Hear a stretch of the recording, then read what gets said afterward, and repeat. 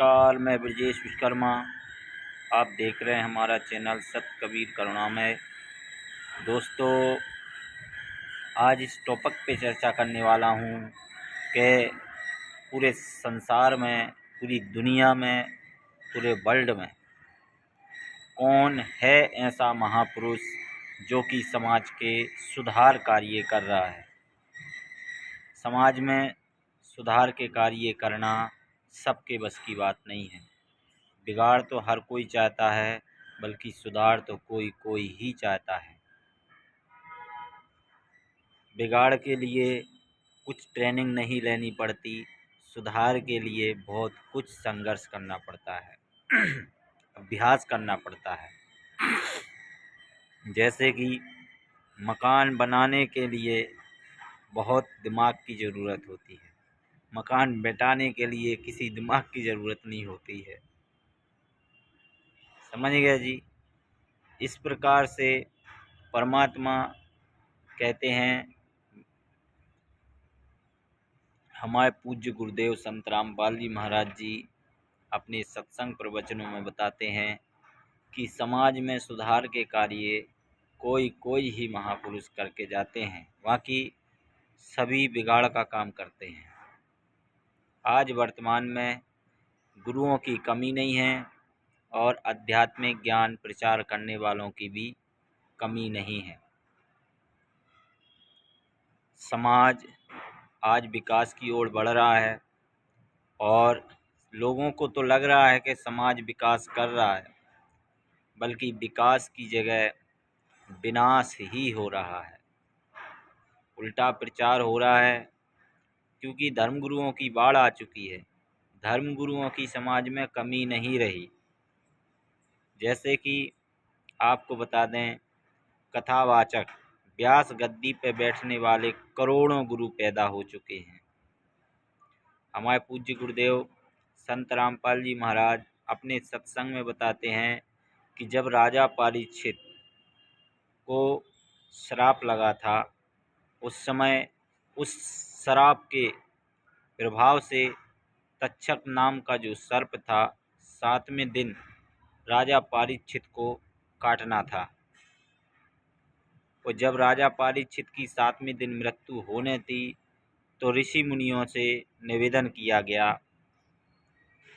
कि हे महापुरुषों, कोई ऐसा यत्न बताओ ताकि राजा की वृत्ति संसार से हटकर प्रभु के चरणों में लग जाए। तो उस समय के ऋषि मुनियों ने अपनी बुद्धि के अनुसार जो सलाह दी कि श्रीमद् सुधा सागर की कथा अधिकारी के द्वारा सुनाई जाएगी, तो ही संसार से राजा परीक्षित की वृत्ति 7 दिन में हट सकती है, न संभव नहीं है। तो उस समय पूछा गया, कौन अधिकारी है जो इस ग्रंथ का पाठ करके और राजा परीक्षित को सुनाएगा। तो उस समय वेद व्यास भगवान माने जाते हैं। उन्होंने भी हाथ खड़े कर दिए थे। उन्होंने कहा कि भाई, हम इस कथा के अधिकारी नहीं हैं। हमने लिखा भली है यह ग्रंथ, बल्कि हम इस कथा को सुनाने के अधिकारी नहीं हैं, इस ग्रंथ को सुनाने के अधिकारी नहीं हैं। और इस ग्रंथ से हम सुनाएंगे तो इसकी वृत्ति संसार से नहीं हट पाएगी। व्यास जी ने स्पष्ट मना कर दिया। इसके बाद क्या हुआ, ऋषि मुनियों ने सलाह दी, इस ग्रंथ का अधिकारी एक महापुरुष है जो कि स्वर्ग में है, उसको इस धरती पर बुलाना पड़ेगा। सुखदेव ऋषि उस समय के अधिकारी महापुरुष थे। सुखदेव ऋषि को राजा परीक्षित के पुण्य के प्रभाव से धरती पर बुलाया गया। तो जब सुखदेव ऋषि संसार में आए, तो उन्होंने उस सुधा सागर, श्रीमद् भागवत सुधा सागर का पाठ राजा परीक्षित को करके सुनाया। तब राजा परीक्षित की वृत्ति संसार से हटकर 7वें दिन सर्प ने डसा और भगवान के चरणों में लग गई, वैकुंठ धाम पधार गए। इस प्रकार से आज कलयुग में 5500 वर्ष 5500 से ज़्यादा वर्ष भी बीत चुके हैं। इस समय वर्तमान में गुरुओं की कमी नहीं है, अधिकारी कोई नहीं है, अधिकारी सिर्फ एक ही महापुरुष है, बाकी सब झोला छाप हैं, सब की दुकानें चल रही हैं, सब अपना बिजनेस चला रहे हैं। आजकल की तो छोटे छोटे बच्चों को भी बिजनेस में उतार दिया है, 4-10 श्लोक सिखा दिए, बिजनेसमैन बन गए। हम भी कथा कर लेते हैं, वृंदावन की कथा सुनाते हैं, हम भी भगवान श्री कृष्ण की महिमा गा लेते हैं। अरे भक्ति कर लो, वो अलग चीज़ है, बाकी समाज में एक प्रवक्ता मत बनो, क्योंकि तुम उसके अधिकारी नहीं हो। तुम ये जितने भी हैं नकली, ये भी कोई अधिकारी नहीं है। अगर ये अधिकारी होते तो सारे संसार का उद्धार हो जाता। अभी तक अधिकारी होते तो एक ही काफ़ी था, जगह जगह नहीं होते कि भाई हम भी एक अधिकारी होता है, बाकी सारे नहीं होते। कहने का मतलब ये है कि एक समय में एक ही महापुरुष धरती पर होता है। उस समय सुखदेव ऋषि थे, भगवान श्री कृष्ण थे। इसके बाद भगवान श्री कृष्ण ने इस कथा का आदेश किसी को नहीं दिया, सुनाने का न करने का। आज वर्तमान में देख रहे हो आप, ये जितने भी धर्मगुरु हैं, ये क्या सुनाते हैं? आप व्रत कर लो, आप नौवीं, 10वीं, 14वीं, अनंत चौदस और करवा चौथ, पूर्णिमा, गुरु, कितने कितने व्रत होते हैं, गुरु पूर्णिमा, दुनिया भर के व्रत, सोमवार, मंगल हैं, शनिवार, इस प्रकार के व्रत सिखाए जा रहे हैं, करवाए जा रहे हैं समाज से। अब आप सोचो, गीता जी में 9वें अध्याय के 25वें श्लोक में, 6वें अध्याय के 16वें श्लोक में स्पष्ट मना किया गया है कि यह योग, भक्ति योग साधना ना अधिक खाने वाले का, ना बिल्कुल ना खाने वाले का कभी सफल नहीं होता। अर्जुन, बिल्कुल ना खाना व्रत रखना, अधिक खाना आलसपन, राजस्वी स्वभाव होता है, अधिक खा के सोना। ये एकांत में हठ योग करना, यानी समाधि लगाकर बैठना, ये भी गीता जी वर्जित करती है। और ये धर्मगुरु फिर भक्ति मार्ग में मजाक नहीं होता। भक्ति मार्ग में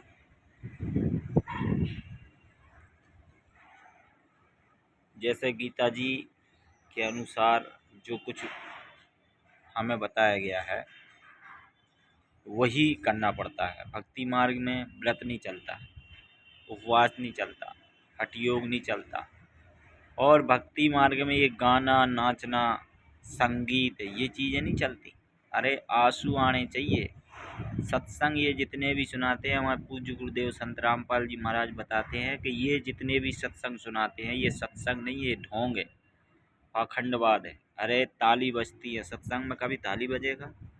कभी ताली नहीं बजती। रोते हैं लोग, आंसू गिरते हैं, टप टप भगवान की याद आती है। और ये लोग क्या करते हैं, बस राम भिलनी खिल और सुदामा की कथा सुना दी, उस समय खुद रोने लग गए, या आँखों में आंसू लाने के लिए क्या पेपरमेंट लगा लेते हैं, ये चीज़ें हैं, या झंडू बाम लगा लेते हैं।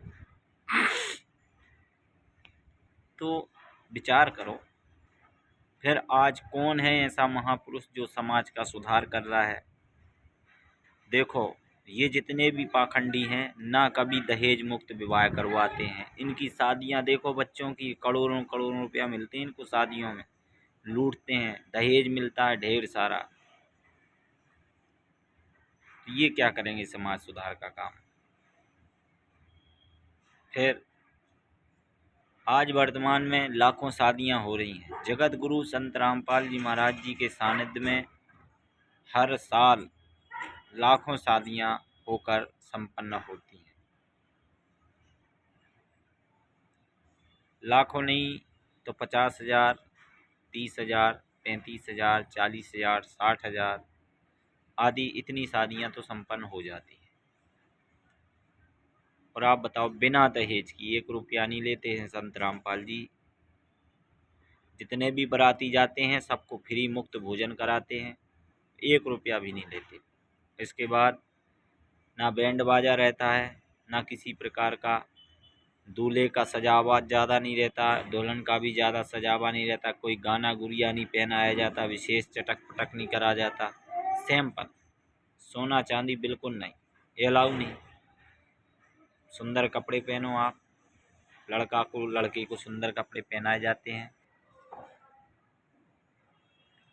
और 17 मिनट में सर्व देवी देवताओं की स्तुति करते हुए, सर्व देवी देवताओं की, अब बताओ, सर्व देवी देवताओं की स्तुति करके, यानी कि उनकी आरती करते हुए, उनको मनाते हुए, उनके मंत्र बोलते हुए, ये शानदार सादगी पूर्वक ये विवाह संपन्न किया जाता है। पूर्ण परमात्मा की उपस्थिति में 7 फेरे लगाए जाते हैं। मांग में सिंदूर, मस्तक पर बिंदी और गले में मंगलसूत्र आदि भी डलवाया जाता है। ये इस प्रकार के जो विवाह हैं संत रामपाल जी महाराज जी के सानिध्य में होते हैं। और बिल्कुल चटक पटक नहीं, कोई बारात ज़्यादा बैंड बाजा नहीं, कोई 1 रुपया लेना देना नहीं, कोई सामान नहीं मिलेगा, बर्तन भाड़े नहीं मिलेंगे, किसी प्रकार का लेन देन नहीं होगा। लड़के वाले को सूखी लड़की दी जाती है, वह भी एक वचन तय करके। आप लड़की वाले को कभी प्रताड़ित नहीं करोगे कि आपके घर से कोई दहेज नहीं आया, आपकी लड़की की शादी में आपने कुछ भी नहीं दिया। तो ये दोनों परमात्मा के वचन में बंधे होते हैं लड़का लड़की, और कभी भगवान से डरने वाले होते हैं। पहली बात तो जो भगवान से डरता है वो किसी से मांग नहीं सकता, लड़की वाले से ही नहीं मांग सके। भगवान की भक्ति करने वाले के लिए भगवान उसकी पूर्ति करता है, लड़की वालों से क्या मांगेगा वो। इस प्रकार के जो विवाह हैं लाखों, और साल में 6 समागम होते हैं संत रामपाल जी महाराज जी के, और 1 करोड़ हर समागम में 9-10 करोड़ लोग भोजन खाते हैं। और हजारों यूनिट रक्तदान हर समागम में किया जाता है, हर एक आश्रम में हजारों यूनिट। विचार करो, ऐसे समाज सेवक के सरकारी अस्पतालों में रक्तदान भेजा जाता है। और जहाँ बाढ़ आड़ आती है बरसात के मौसम में, उस समय संत रामपाल जी महाराज जी भोजन पानी हर चीज़ की व्यवस्था करवाते हैं लोगों की। और जो बीमार बुजुर्ग होते हैं जिनको उस समय बीमार लोगों की भी अस्पतालों में परमात्मा संत रामपाल जी उनकी मदद करवाते हैं। समाज सुधार के जो कार्य हैं संत रामपाल जी के अलावा दुनिया में कोई नहीं कर रहा है। दहेज देना, दहेज लेना एकदम मना हो चुका है। और ब्लड दान होता है, संत रामपाल जी महाराज जी करवाते हैं। देहदान, देहदान सबके बस का नहीं है। देहदान ऐसे महा उपकार, महादान, देहदान सबसे महान दान, इससे बड़ा दान कुछ भी नहीं। अब बताओ, ऐसे जो कार्य हैं संत रामपाल जी महाराज जी के सानिध्य में होते हैं। और समाज सुधार, बीड़ी, तम्बाकू, हुक्का, शराब, मांस, हुलास, सुल्फा आदि जितने भी प्रकार के नशे हैं, संत रामपाल जी महाराज जी अपने बच्चों को, अपने शिष्यों को करने के लिए मना करते हैं कि ये चीज़ नहीं करना, अपन को इनसे दूर रहना, इस बुराई को कभी हाथ भी नहीं लगाना। शराब जैसी बीमारी, हर घर में शराब आजकल पी जाती है। ऐसा कोई व्यक्ति नहीं तम्बाकू गुटखा से जो सेवन ना करता हो। इन चीज़ों को तो हाथ नहीं लगाते। बीड़ी को भी, सिगरेट को भी। बड़े लोग होते हैं सिगरेट पीते हैं, गरीब होते हैं बीड़ी पीते हैं। गरीब तम्बाकू खाते हैं, बड़े लोग पता नहीं क्या क्या बड़ी बड़ी महंगी महंगी नशीले को चीज़ों का सेवन करते हैं, ड्रग्स पीते हैं। तेरे की संत रामपाल जी महाराज जी इन सभी बुराइयों से अपने बच्चों को, अपने शिष्यों को दूर रखते हैं, और समाज को भी यही प्रेरणा देते हैं कि आप भी इस बुराई से दूर रहें।